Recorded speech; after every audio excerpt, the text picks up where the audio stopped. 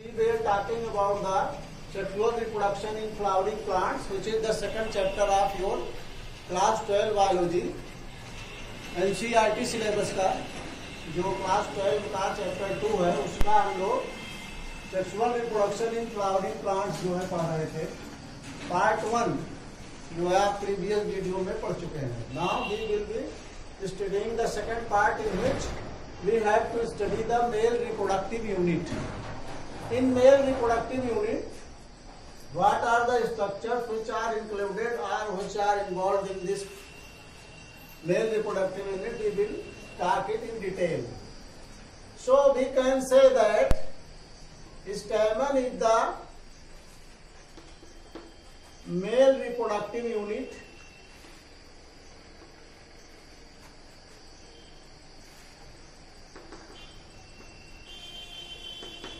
Stamen जो है mail reproductive unit किसी फ्लावर का होता है। Okay, and it consist of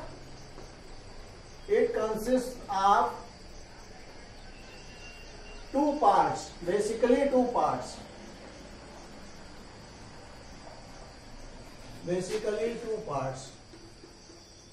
What are they?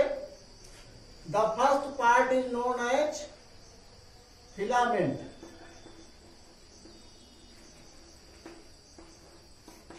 जैसे आप हम लोग इसको बाई फिगर देखें तो this is like that. It is a terminal knot like structure and this is the filament. It is long and cylindrical structure which is known as filament. So you are seeing that is filament, and filament is long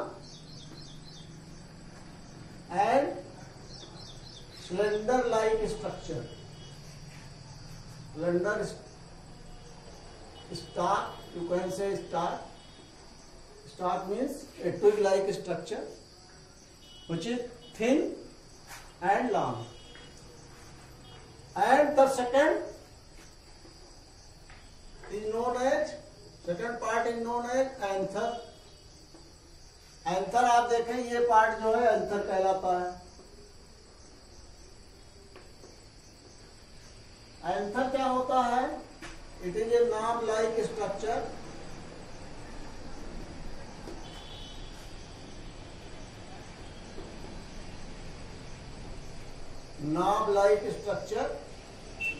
situated at the terminal. ये इसके terminal पर होता है।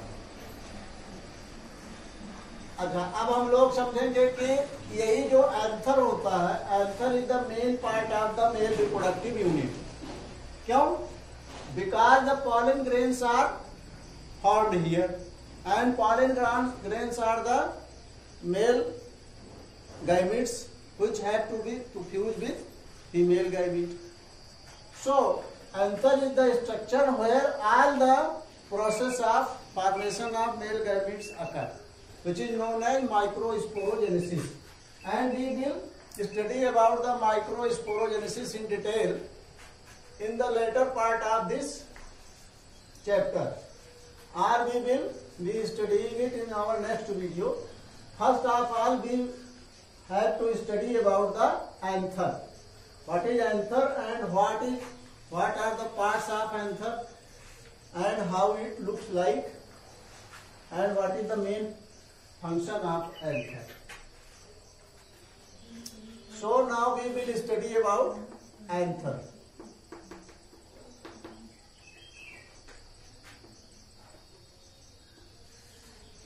इसमें देखिए anther is bilobe,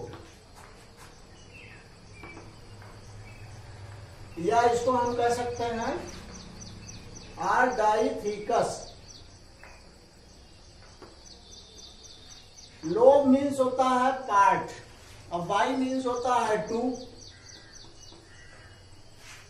और इस कहने का मतलब इसमें टू पार्ट्स होते हैं। एंड डाई मीन्स भी 2 ही होता है। और थीका, थीका मीन्स होता है कंपार्टमेंट्स आर चैम्बर, कंपार्टमेंट्स। और जिसको हम लोग थीका कहते हैं। You will be aware of theca in your class 11 when we were discussing about the anther, stamen and pistil in the chapter flowering plant। उसमें भी आपने पढ़ा था, जब उसमें आपने फैमिली का डिस्क्रिप्शन आपको बताया जा रहा था, तो उसमें आपने इसे पढ़ा होगा। उसको आप निकाल करेंगे, समझ में आ जाएगा। तो जितने भी थीका हैं, ईच थीका या each lobe or theca consists of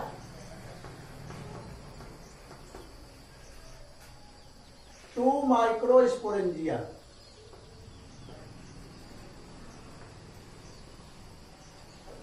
हर थीका में 2 माइक्रोस्पोरेंजिया होते हैं। तो कहने का मतलब इसमें there are 2 thecca inside it, or you can say 2 lobes inside it, and each lobe are thecca consisting of 2 microsporangia, so there will be total of 4 microsporangia। Therefore there will be total of 4 microsporangia, 4 microsporangia। Microsporangia is the plural and microsporangium is the singular। तो इस क्योंकि यहाँ पर 4 microsporangia हैं, तो इस stage को हम कह सकते हैं tetrasporangiate. Tetrasporangiate, tetra means 4, sporangiate means bearing sporangia. कहने का मतलब इसमें 4 माइक्रोस्पोरेंजियम है। तो आप जो है एंथर का जो टीएस अगर हम करें, टीएस ऑफ एंथर अगर देखें आप, टीएस मीन्स ट्रांसवर्स सेक्शन। इसका जो है फिगर हम लोग बना के देखते हैं कैसे दिखता है। तो this look like that.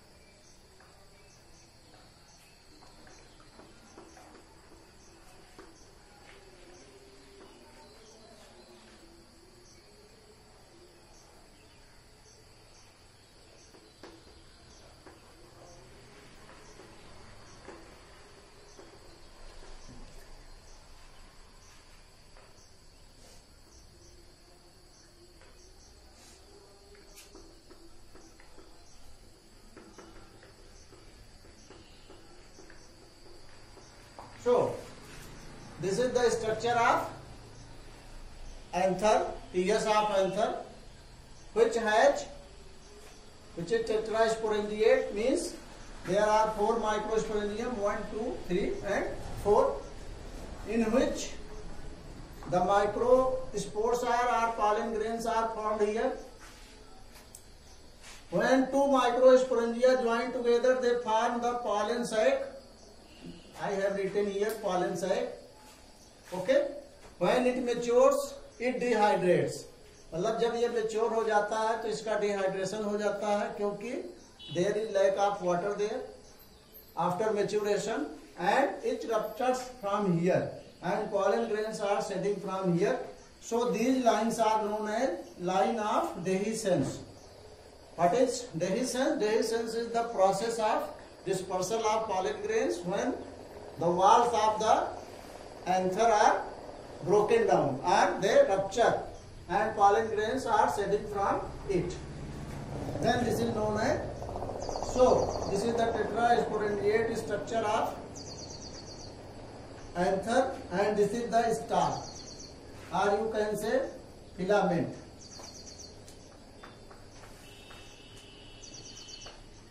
So this was the structure of TS of anther, that means transverse section of anther. जब हम anther का transverse section करेंगे, when we cut it, when we dissect it by the horizontal or parallel to the ground, this is known as TS. When we cut it vertical, then it is known as LS. LS means longitudinal section. Okay. So there are 2 sections which are done for study of the histology, or you can say the study of cells and tissues inside an organ, or part of any biological organ, or you can say any part of the plant or animal. So there are only 2 types of sections. One is called as TS and second is called as LS. TS means transverse section and LS means longitudinal section. Now we will study about the microsporangium.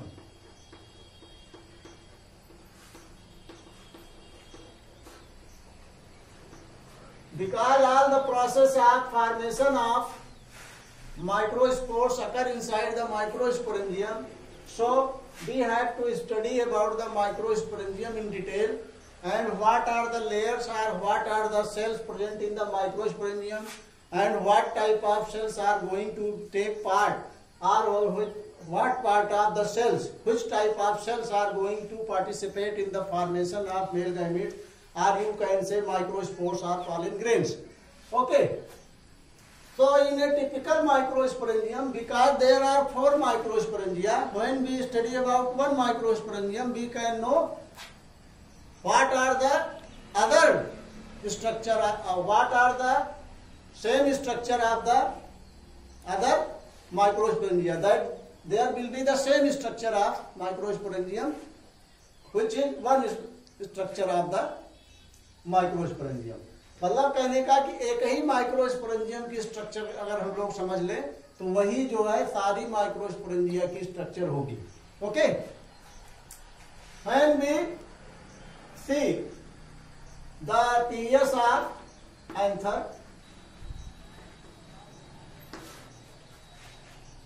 और इसकी हम लोग microscopic study करें, microscopic study,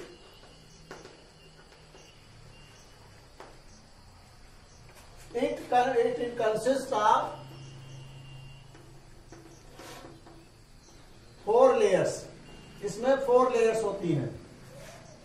तो पहले हम figure ही देख लें, उसके बाद इसका जो है एक एक लेयर का हम लोग स्ट्रक्चर डिटेल में समझ लेंगे कि इस लेयर का इसकी लेयर की जो है स्ट्रक्चर कैसी होती है, मतलब इसकी बनावट कैसी होती है, शेप कैसा होता है, and we will study the function of that layer. Okay. Now see the TS of anther, in which we will be seeing the all 4 microsporangia. Okay. The outermost layer is known as epidermis. It is surrounded by epidermis all over the anther. This is the second layer, which is known as endothecium.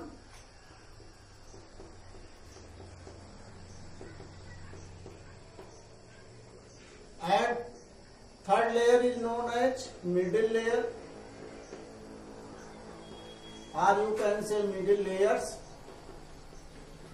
because it is made up of 1 to 3 layers. कहने मतलब ये दो तीन layer की बनी होती है, इसलिए इसको हम मिडिल लेयर्स कहते हैं. And this is known as tapetum. So you can say that there are 4 walls covering the whole anther, in which there are 4 microsporangia. This is first, second, third and fourth. This is known as connective. Connective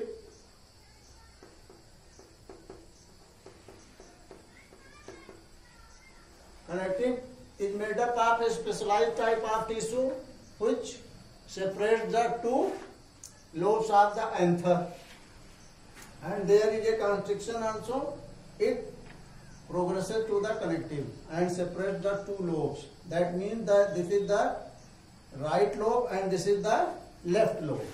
So it has 2 lobes, or you can say 2 theca. Each theca consisting of 2 microsporangium, and 2 microsporangium, when 2 microsporangia join together, they form the pollen sac. Okay? जब इसकी मतलब maturation हो जाता है anther का या pollen sac का, तो इसकी वाल्व जो है रप्चर कर जाती है, मतलब इस डिहाइड्रेट हो जाती है. उससे पॉलन ग्रेन्स जो है डिस्पर्स हो जाते हैं, बिखरना शुरू हो जाते हैं. And inside the microsporangium, if we go in the center of the microsporangium, similar type of arrangement of cells are seen here.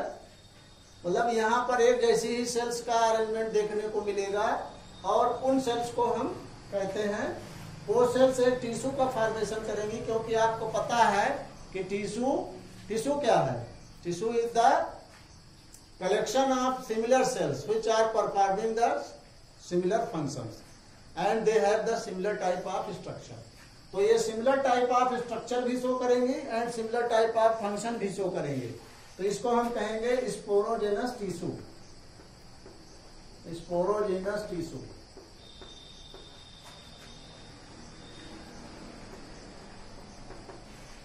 Now we will study about the every type of layer, which is known as epidermis, endothecium, middle layers and tapetum. There are 4 layers which are making the outer structure of anther, or outer covering of the anther, and inside the anther there are microsporangia, and in each microsporangia there is similar type of cells, that is sporogenous tissue. तो इसमें 4 walls जो है basically हैं, और इसके अंदर जो tissue है या सेल्स हैं उसको हम स्पोरोजेनस टिश्यू कहते हैं. इसकी जो हर सेल है इस स्पोरोजेनस टिश्यू का, each cell of this area या this tissue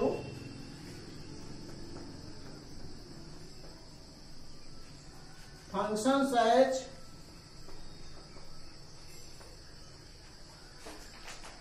pollen mother cell. Pollen mother cell मतलब कहने का कि इस टिश्यू के अंदर जितनी भी सेल्स हैं, सारी सेल्स जो हैं पॉलन मदर सेल के रूप में, पॉलन मदर सेल के जैसे फंक्शन करने लगती हैं. और ये पॉलन मदर सेल्स क्या करती हैं? दे फॉर्म पॉलन ग्रेन्स, या सिंपली इनको हम पॉलेंस भी कह सकते हैं. ओके, तो we will study about the microsporogenesis and the formation of pollen grains in later video. Now we will study the each layer in detail, and first layer is known as epidermis.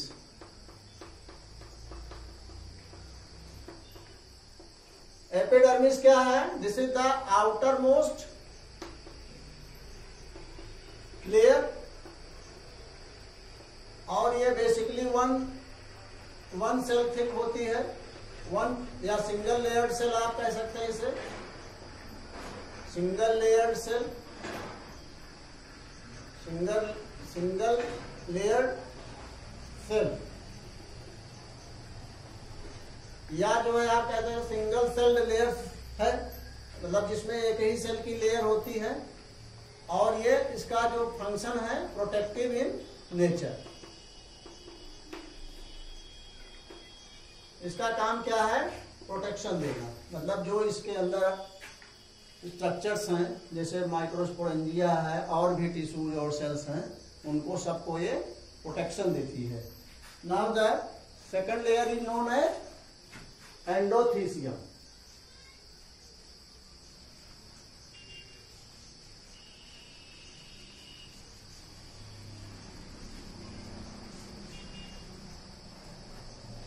Endothecium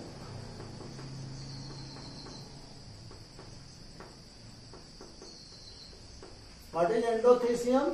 This is the second layer. You can say that this is the epidermis and the second layer is known as endothecium. It is the second layer, ये second layer है, और इसमें जो है it is made up of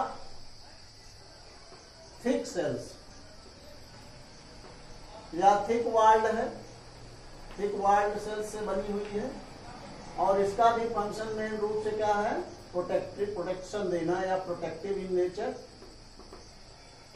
protective in nature, और इसके अलावा help in dehiscence, help in dehiscence, और ये डेही सेल्स में हेल्प भी करती है पॉलन ग्रेन्स के, मतलब जब पॉलन सेट्स की वाल्व जो है मैच्योर हो जाती हैं और डिहाइड्रेट हो जाती हैं, तो ये वाल ही उसको जो है डिस्पर्सल में या डेहिसेंस में हेल्प करता है। नंबर 2 हो गया। ये नंबर 3 है मिडिल लेयर, या or you can say middle layers. तो जैसा कि नाम से ही लग रहा है, इसमें कई लेयर्स होंगी, made up of 1 2 3 layers of cells, और इसका फंक्शन क्या है? इसका फंक्शन सेम वही है जो एंडोथीसियम का है, प्रोटेक्शन है, प्रोटेक्शन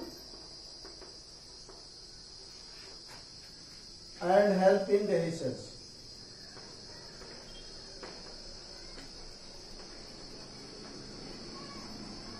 इसके बाद चौथी लेयर जो है क्या है, जो आप देख रहे हैं बिल्कुल माइक्रोस्पोरेंजियम के ऊपर वाली जो लेयर है, this is known as tapetum,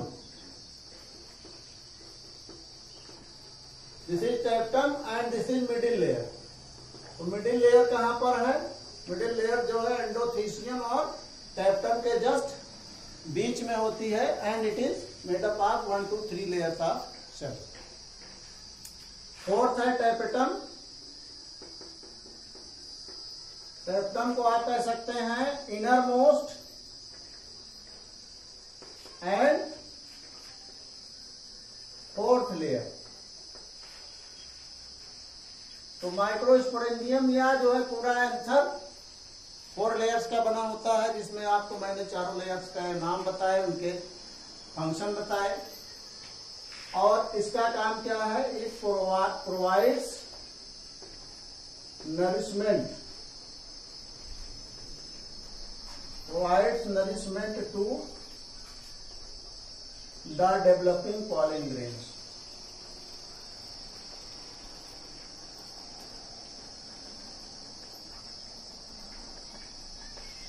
developing pollen grains को, जो पॉलन ग्रेन्स इसमें भरे हुए हैं, इनको डेवलप करने के लिए, क्योंकि इसमें जो है ऐसे सेल्स बनी हुई है, और हर सेल के अंदर हर सेल जो है पॉलन मदर सेल का काम करने लगती है। These are the cells which are functioning as PMC, pollen mother cell। उसके पहले ये पोटेंशियल pollen mother cell के रूप में जानी जाती है। This is known as potential pollen mother cell। Why we call it potential mother cell? Potential pollen mother cell because it has the capability of producing pollen grains. तो बाद में ये पीएमसी बन जाती है, पॉलन मदर सेल, या इसको हम माइक्रोस्पोर मदर सेल भी कहते हैं. First it is known as potential pollen mother cell. Okay, then it converts into pollen mother cell और microspore mother cell and giving rise to many pollen grains. तो पहले pollen grain का एक tetrad बनता है. ओके, माइक्रोस्पोर टेट्राएड जिसको कहते हैं, या पॉलन टेट्राएड कहते हैं. टेट्राएड का मतलब हुआ कि क्लस्टर ऑफ 4 पॉलन ग्रेन, जिसमें 4 पॉलन ग्रेन इकट्ठा बन जाते हैं और ये बाद में सेपरेट हो जाते हैं इस तरह से. ये 4 पॉलन ग्रेन्स का एक टेट्राएड बनता है हर पॉलन मदर सेल से. It is known as microspore tetrad. Microspore tetrad, which later gives rise to 4 microspores. तो कहने मतलब एक सेल 4, मतलब कि लगभग क्या, बिल्कुल एग्जैक्ट 4 माइक्रोस्पोर्स का फॉर्मेशन करते हैं. तो this is all about the anther and the structure of microsporangium. In the later video I will show you the microscopic study of this microsporangium and the histology of which type of cells and which type of tissues are found in these layers. Okay, now you will be provided the questions for this video and you have to solve all those questions. If there is any problem, you can ask me at my personal number or at the comment section. Okay, have a nice day.